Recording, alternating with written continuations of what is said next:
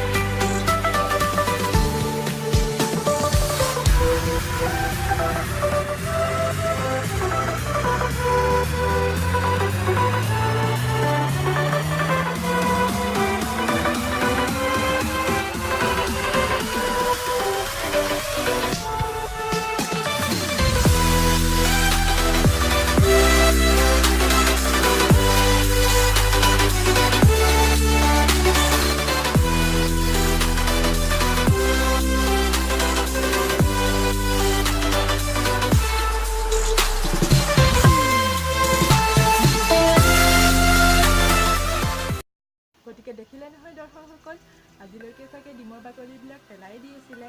গতিকে আজিৰ পৰা ধুই মেলি ধুনীয়াকৈ সজাই থ'ব।